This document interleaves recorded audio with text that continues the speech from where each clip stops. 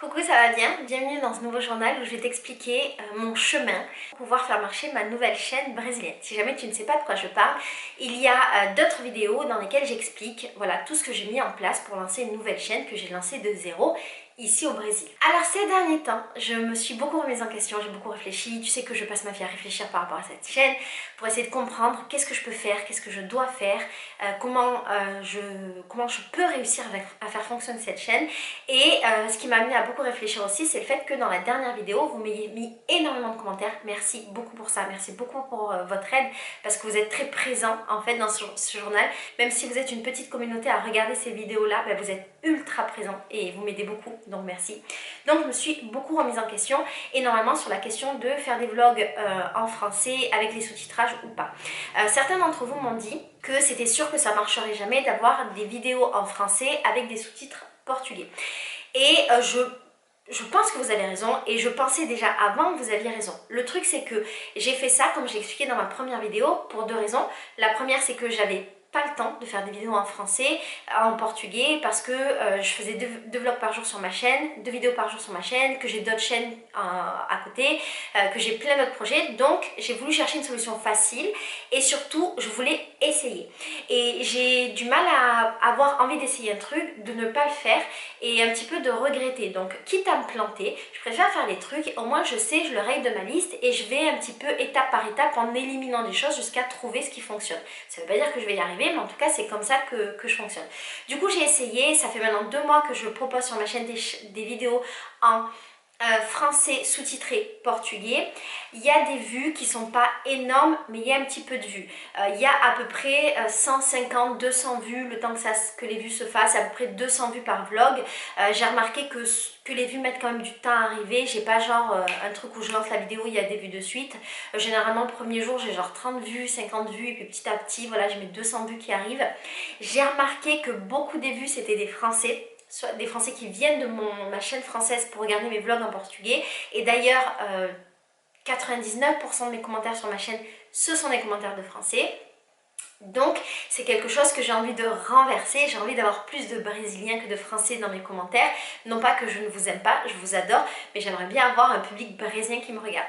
J'ai été voir dans mes statistiques et je me suis rendu compte que j'avais que 3,5% des gens qui suivent ma chaîne qui sont du Brésil. Alors, c'est un chiffre qui est tout petit, mais c'est bien de le connaître pour voir comment il évolue. Et je suis quand même un mini peu contente, parce qu'au début sur ma chaîne, j'avais 100% des gens qui me regardaient qui étaient français. Ça veut dire que depuis que je fais ce truc-là de mettre plein de vidéos et de retravailler ma chaîne, il y a quand même une petite évolution. Certains dans les commentaires m'ont demandé pourquoi je mettais pas directement mes sous-titres en français sur la vidéo, parce que vous avez relevé à très juste titre le fait que les gens sont plutôt feignants en règle générale sur YouTube et qui vont pas avoir le réflexe d'aller voir dans la barre d'infos qui a marqué que les commentaires sont sous-titrés et d'aller mettre les sous-titrages. Il y a deux raisons.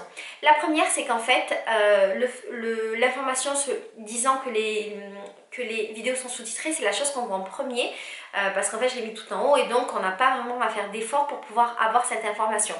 La deuxième, il y en a 3 en fait, c'est que tous les titres et les descriptions sont en portugais. Donc j'imagine que l'idée c'était d'attirer l'attention des gens avec des titres en portugais. Et la troisième, c'est que techniquement c'est pas possible. Pour pouvoir mettre mes sous-titres dans ma vidéo, ça impliquerait que je le fasse au moment du montage avec mon logiciel de montage et que je le fasse moi. Je peux pas le faire, j'ai pas les capacités parce que je suis pas encore assez bonne en portugais pour le faire et en plus de ça j'ai pas le temps, c'est impossible. Donc c'est pas du tout une option. Comme vous le dites et je pense que vous avez raison, je pense que les gens n'ont pas forcément envie et là où mon idée première c'était de dire, ma proposition c'était de dire voilà, je suis une Française qui vit au Brésil, je fais des vidéos où je parle en français et en portugais, plus en français qu'en portugais et si tu veux apprendre le français, je te parle français, tu as les sous-titres dans ta langue donc tu vas mieux apprendre. Finalement, peut-être qu'elle n'est pas tant judicieuse que ça. Et j'ai parlé par exemple avec ma coloc qui regarde toutes mes vidéos justement pour apprendre le français. Et elle me dit qu'en vrai, si je parlais portugais et qu'il y avait les sous-titres en français, ça l'aiderait peut-être plus. Après, vous avez été certains de me dire « Oui mais Laetitia, nous on vient sur ta chaîne, c'est pas vous, c'est dans les commentaires que j'ai dans ma chaîne portugaise, à me dire « Mais Laetitia, nous on voudrait qu'il y ait les sous-titres en français pour pouvoir apprendre le portugais avec toi. » Ça m'a étonnée parce que c'était pas du tout l'idée de ma chaîne. En fait, ma chaîne, elle était pour le public brésilien et pas pour le public français qui voudrait apprendre le portugais. Mais c'est une réflexion qui est intéressante et que je peux mettre de côté pour plus tard. C'est pas du tout mon objectif premier parce que mon objectif c'est de conquérir les Brésiliens. Du coup, je vais continuer jusqu'à la fin juin de mettre mes vlogs en français parce que c'est ce que j'avais convenu et que j'avais proposé à la traductrice de travailler avec moi pendant 3 mois. Je lui avais assuré en fait un salaire pendant 3 mois. Donc même si ça ne fonctionne pas, je vais continuer jusqu'au bout et aussi ça me fait plaisir de savoir que je vais avoir une base de 90 vidéos sur ma chaîne qui sera là et ça donne un petit peu ce truc d'avoir tous les jours des vidéos par rapport à l'algorithme et même si elle marche pas de ouf, peut-être qu'un jour elles marcheront, c'est toujours une base qui est là et c'est toujours ça le prix.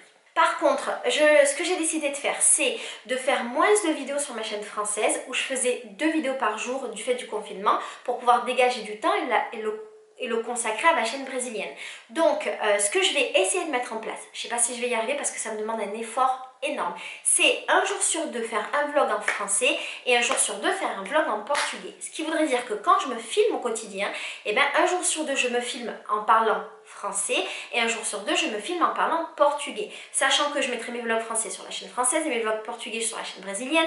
Les Français qui voudront connaître ce jour sur 2 de ma vie pourront le découvrir sur la chaîne portugaise et ça me permettra peut-être de récupérer des vues sur la chaîne brésilienne des Français qui sont curieux de connaître, mais il n'y aura pas les sous-titres en français pour l'instant, je sais pas, ça va dépendre du temps et de l'argent que j'ai pour investir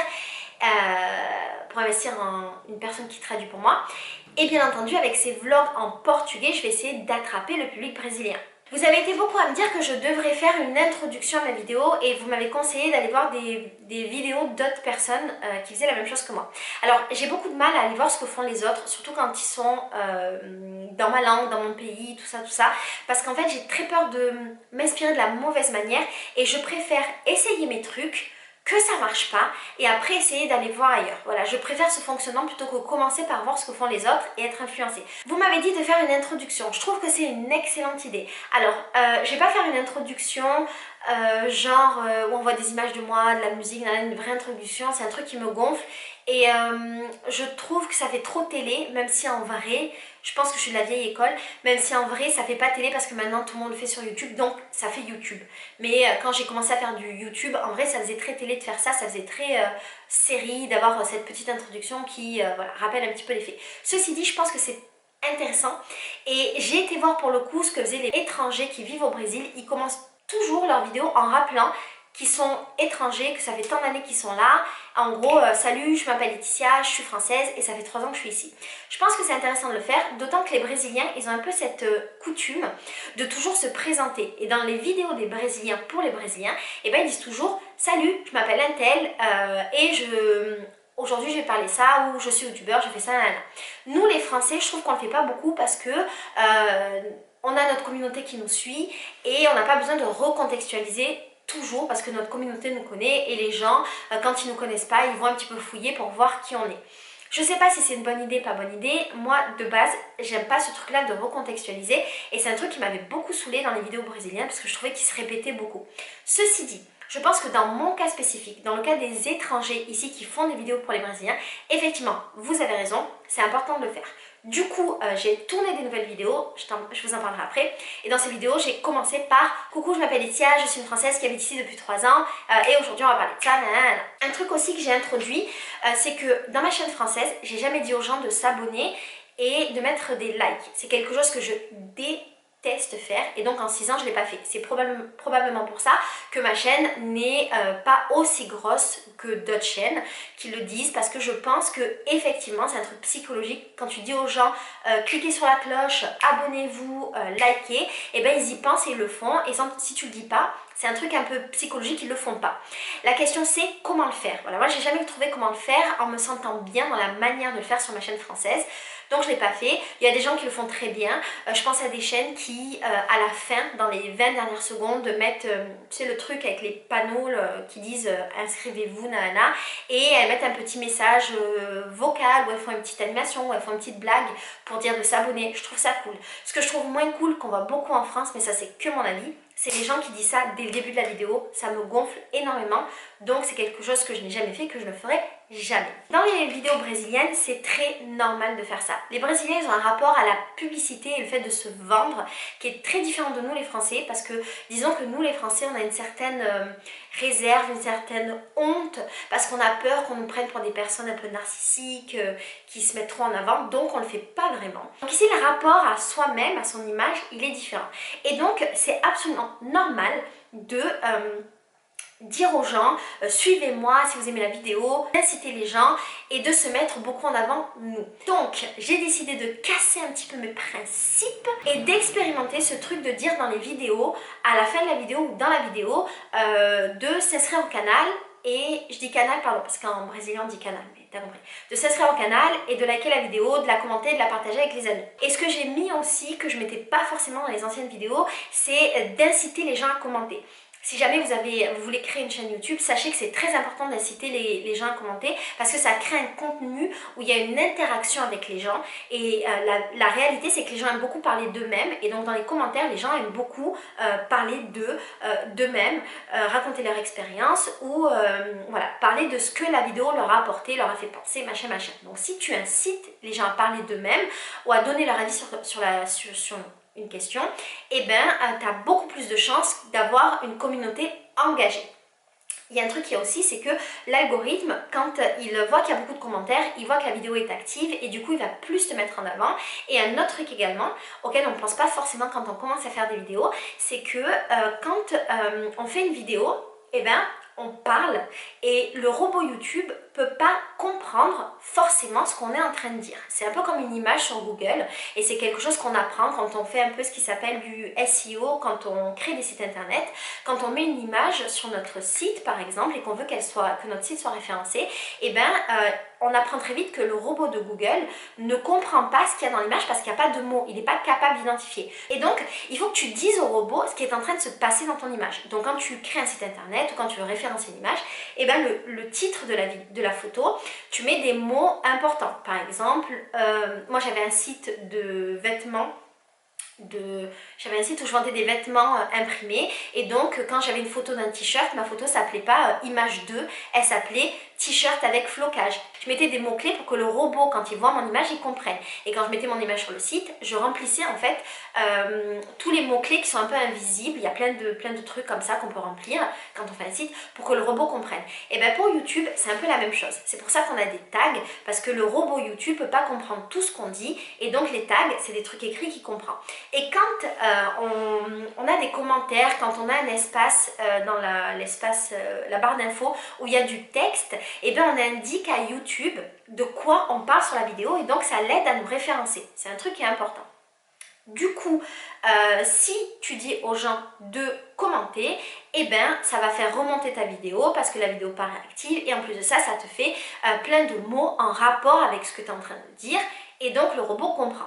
Ce que je te dis là, c'est mon interprétation avec toutes les discussions que j'ai eues avec beaucoup de gens par rapport à YouTube, mon interprétation après 6 ans de vidéos sur YouTube, mais peut-être que je me trompe et peut-être que comme l'algorithme change tout le temps, ce que je te dis là, ça ne fonctionne plus. Mais disons, on va partir du principe que ça fonctionne, donc c'est quelque chose que j'ai mis en place dans mes vidéos brésiliennes. Ce que j'ai décidé de faire, c'est de reprendre 10 vidéos de ma chaîne qui ont le plus marché et les refaire mais en portugais. J'avais dit au début que je voulais pas le faire parce que c'était trop long, ça me saoulait, mais en fait je pense que c'est important, donc je vais reprendre des vidéos qui ont marché et qui, à mon avis, ont un lien avec le Brésil, en tout cas un sujet qui voilà, peut intéresser les Brésiliens. Je me suis rendu compte qu'en fait, si j'avais autant de mal à vouloir faire des vidéos sur les différences culturelles, France-Brésil, machin machin, c'est parce que j'avais pas envie de m'enfermer dans une niche. Et je m'en suis rendu compte parce que j'ai passé plusieurs jours, quasiment une semaine, à aller voir ce que faisaient les étrangers qui étaient au Brésil et qui étaient youtubeurs. Il n'y en a pas 1 milliard, mais il y a beaucoup de vidéos sur le sujet. Il y a plein de vidéos un peu en one shot que des gens ont fait comme ça.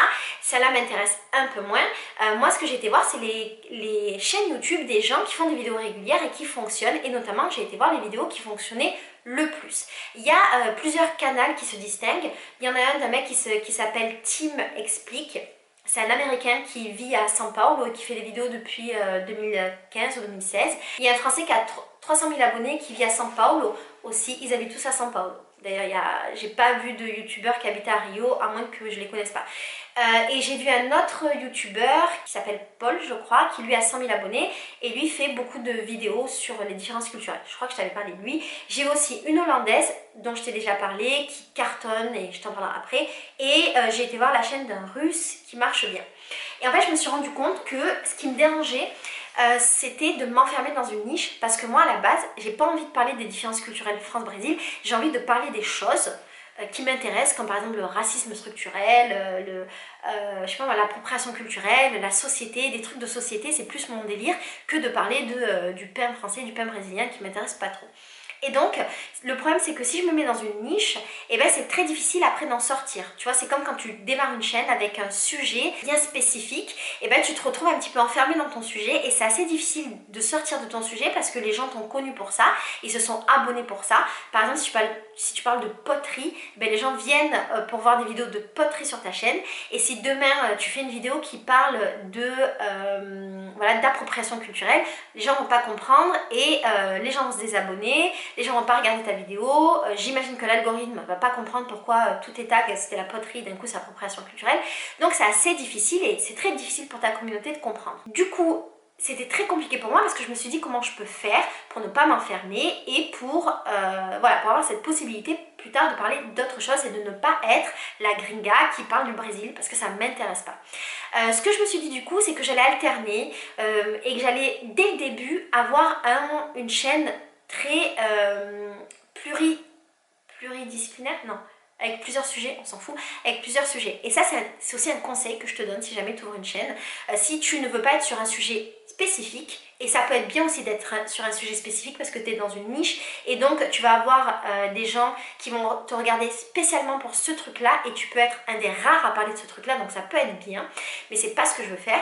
Donc je vais faire des vlogs, je vais faire des vidéos qui vont parler bien sûr des différences culturelles, machin, mais je vais continuer à faire des vidéos avec des sujets sérieux qui m'intéressent, sauf que je vais les faire en portugais. Ce que je me suis dit aussi, c'est que peut-être qu'il fallait que je passe par la case gringa qui parle du Brésil et de la France pour pouvoir arriver à mon objectif, à savoir avoir une audience, des gens qui m'écoutent et pouvoir parler d'autres sujets. Parfois, effectivement, tu es obligé de passer par une étape qui t'intéresse un peu moins pour arriver à l'étape 2, mais c'est pas grave parce que ça reste quand même intéressant pour moi à faire, donc je vais le faire. Ce que j'ai fait quand j'ai été voir toutes les chaînes des autres qui sont pas vraiment des concurrents, qui sont des gens qui font à peu près la même chose que moi, c'est que j'ai relevé en fait les titres des vidéos qui avaient le mieux marché sur leur chaîne et j'ai regardé ces vidéos là. Ce que j'ai fait là, ça s'appelle faire une étude de marché en réalité, c'est-à-dire étudier ce que fait la concurrence et étudier ce qu'aiment les gens. Ça tu le fais quand tu as une entreprise et comme je t'ai dit, moi j'ai beaucoup d'entreprises dans ma vie, donc c'est quelque chose qui est assez naturel pour moi de faire.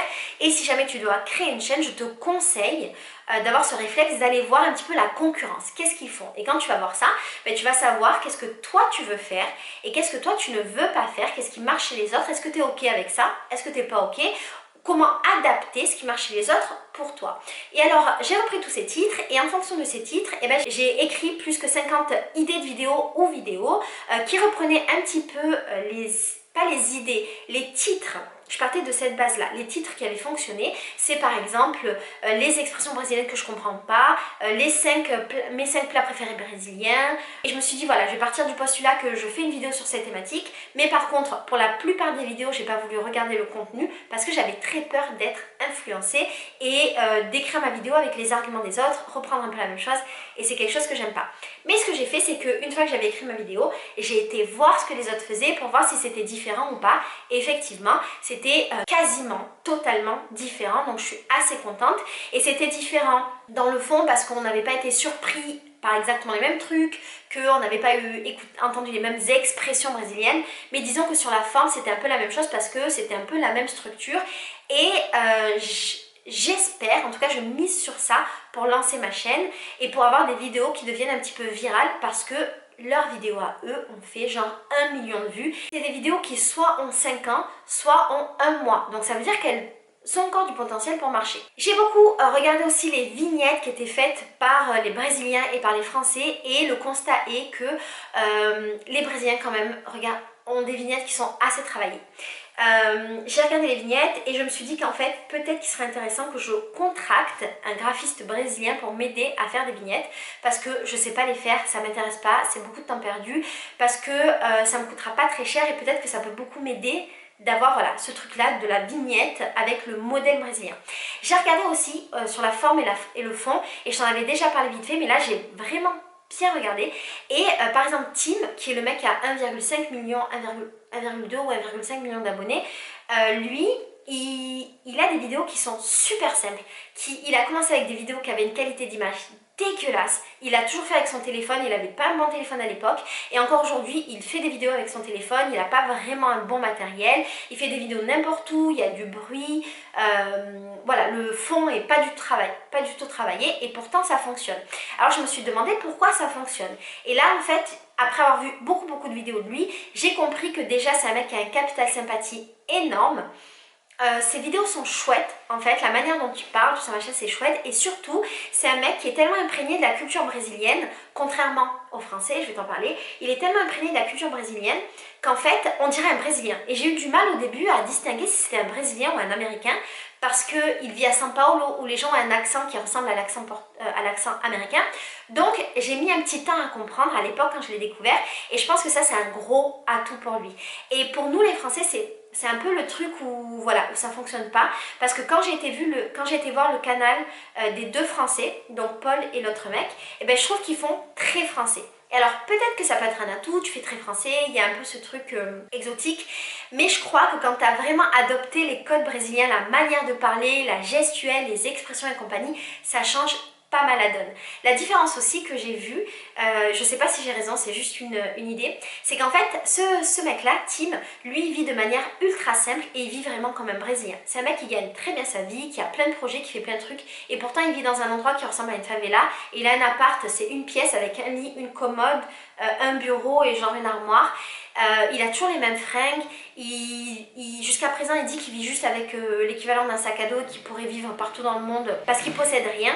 Et du coup sa manière de vivre, ça ressemble énormément à la manière de vivre des Brésiliens qui n'ont pas beaucoup d'argent et qui vivent généralement de manière très simple. Et quand je vois les Français et moi aussi, et ben nous on a un peu ce truc très français d'avoir besoin de notre confort, et généralement les Français quand ils vivent ailleurs, et ben ils vivent un peu avec des bonnes conditions de vie. Par exemple, comme ici je considérais comme classe moyenne haute par rapport à l'argent que je reçois en France et par rapport au fait que la monnaie brésilienne soit très basse par rapport à la monnaie française, par rapport à l'euro, et ben je me permets d'avoir une grande maison et je vis dans un bon confort qui est un petit peu finalement différent de la majorité des Brésiliens. Ce à quoi j'ai accès, la majorité des Brésiliens n'y ont pas accès. Et quand je regarde un petit peu la chaîne des deux autres Français, et ben je trouve qu'ils ont un peu ce truc là. Je pense que c'est très français d'avoir envie de confort et de reproduire ça quand on est né à l'étranger, et surtout quand on peut accéder à un confort qu'on ne peut pas avoir en France. Donc peut-être que ça donne une distance. Sur ça, je peux absolument rien faire parce que oui, je suis très française, oui, j'ai ce confort-là, mais peut-être que je peux mettre en avant le fait que j'ai une grande connaissance du Brésil, que je vis avec des Brésiliens, que je connais plein d'expressions brésiliennes et que sur certains trucs, je suis un peu devenue brésilienne, donc je peux essayer de jouer par rapport à ça dans mes vidéos. Une grande différence aussi que j'ai vue entre les Français et l'Américain, c'est que l'Américain, lui, il fait beaucoup de vidéos où il va parler de son ressenti comme Américain vivant au Brésil par rapport à des choses brésiliennes. Et les Français font plus de vidéos à propos des différences culturelles entre les deux pays. Je sais pas si tu vois la différence, mais c'est un peu différent. Il y a quelque chose où c'est genre la différence entre voilà, le PM français et le PM brésilien, je dis n'importe quoi parce que cette vidéo n'existe pas, et l'autre qui va dire en gros, qu'est-ce que j'ai ressenti quand j'ai été au Brésil, quelles ont été mes premières impressions, qu'est-ce que j'ai fait, là. Et finalement, je me retrouve un peu plus dans ça, et du coup, je me suis dit que peut-être déjà, ça doit être une des raisons pour lesquelles il a cartonné, en plus des raisons que je t'ai dit, et en plus des raisons qui est qu'il a été très partagé par des très gros youtubeurs, ça a dû beaucoup l'aider, et qu'il est ancien par rapport aux Français. Et du coup, dans toutes les vidéos que je suis en train de tourner, eh ben, je suis plus tournée vers ça. Plutôt que de faire des différences culturelles, je vais donner mon avis sur des choses brésiliennes, et je vais essayer de donner mon avis de manière un petit peu rigolote, légère, mais aussi un petit peu profonde. Je vais garder le format que je t'ai dit, à savoir des vidéos entre 5 et 6 minutes, plein de vidéos courtes, et je vais faire ces vidéos là régulièrement. Je pense poster une fois par semaine une vidéo comme ça sur ce que je pense de quelque chose, et dans la semaine je pense rajouter des vlogs quand j'en aurai envie, sans me donner un rythme particulier. Ce que je me suis dit aussi, c'est que quand tout ce coronavirus va terminer, Léandre et moi, on a prévu de partir en vacances au Brésil et je vais dédier ces vacances-là pour faire que des vlogs en portugais.